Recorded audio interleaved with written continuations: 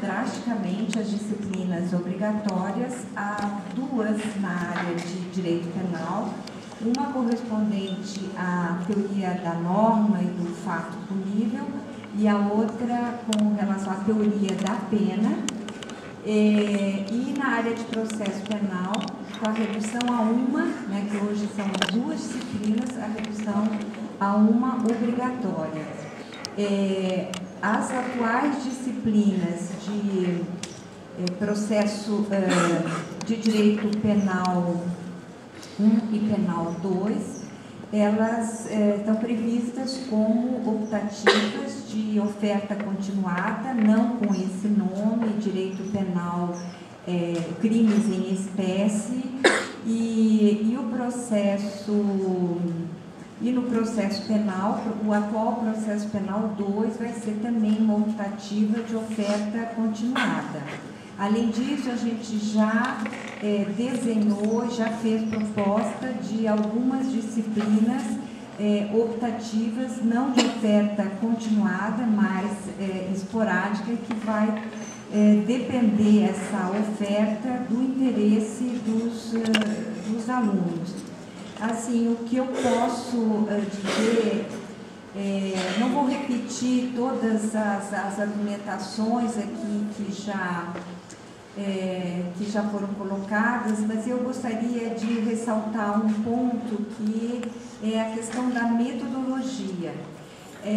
Infelizmente, hoje, eu estou vendo muito mais gente do que normalmente nas reuniões a gente via, mas isso não significa que esse processo do projeto ele não tenha tido participação ou que não tenha sido um processo assim legitimado, porque ele foi um processo planejado, né? Ele teve claramente assim pressupostos, assim as premissas, né, metodológica, teve objetivo geral, objetivo específico, as ferramentas também bem definidas, então houve chamada tanto para professores, corpo docente, corpo discente, de modo que houve possibilidade de participação, e se não houve mais,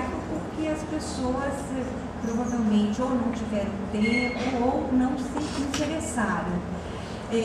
Mas as coisas são assim, as mudanças têm que ser puxadas por alguns, e esse projeto ele é extremamente inovador. Ele vai exigir muito de nós professores, ele vai exigir muito da direção do ponto de vista da administração, de oferecer uma estrutura adequada, mas assim, nós professores vamos ter que nós vamos ter que trabalhar muito mais, mas os alunos também vão ter que trabalhar, né? E eu acho que isso vai fazer uma grande diferença.